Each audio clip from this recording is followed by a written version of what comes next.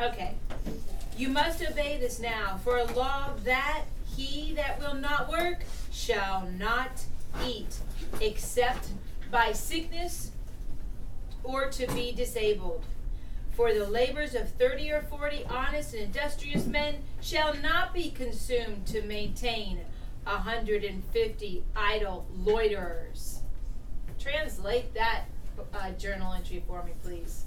Micah. Like 150 people who just sit around and not do anything with it. Right, And so whatever people do, like, while the few 30 or 40 do all the work for the 150. Very good. Loitering means just like hanging about, just wandering around, not contributing at all. Yeah, loitering. And who wrote this journal entry? Captain John Smith. Captain John Smith.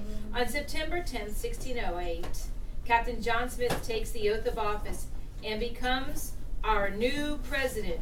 He officially decrees, "He that will not work shall not eat," and he holds us to it. Gentlemen or not, any man who wants supper has to pitch in.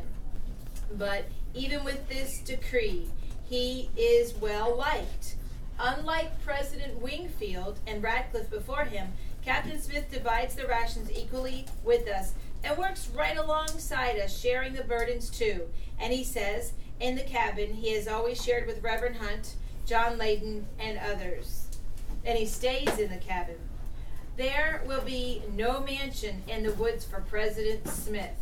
There are a few gentlemen left from the group who try to run off on the Discovery with our food, and I sometimes hear grumbling from them.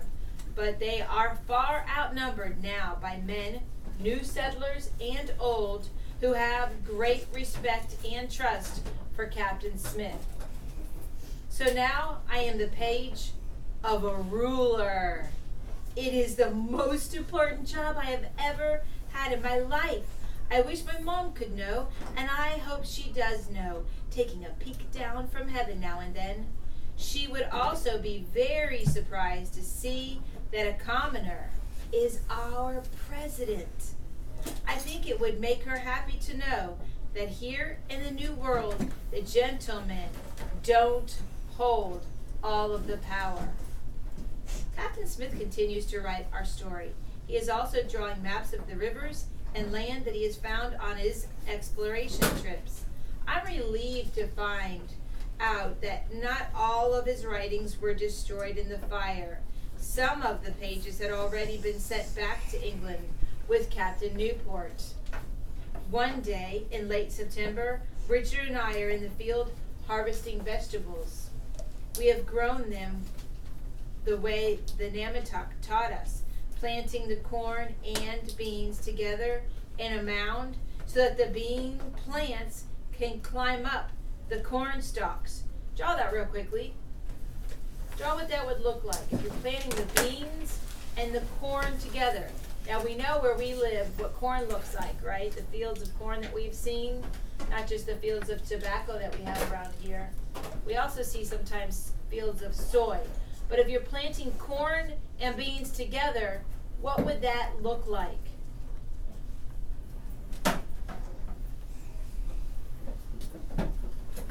Visualize that description, boys and girls. The two growing together. I know it's not the way I plant my garden, but it makes me want to re-investigate that theory. Perhaps it would work out better than how I plant mine. Good. Good. I like how you're drawing almost a snake-like beans growing up those corn stalks. That's a really nice drawing. And Cam, what you had was great with your first drawing. So you have the corn stalk, and then you have the little snake-like vines of the bean plant, right? The bean growing up. Okay. Suddenly we hear shouts from the river front. "Ships ashore!" And a few moments later, "She flies the British flag!" Richard and I stop working, top of page 146, and we look at each other. "Could it be Captain Newport so soon?" Richard asks. I look at the baskets of beans and squash we've already gathered. I hope we have done enough work to earn our supper, and that no one will mind if we go to greet the ship. "Let's go see," I say.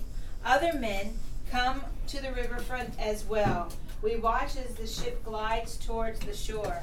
Captain Newport is at the helm. Another crowd of colonists to feed, no doubt, Henry grumbles. Let's hope they've sent us more skilled workers and fewer gentlemen as I requested, says Captain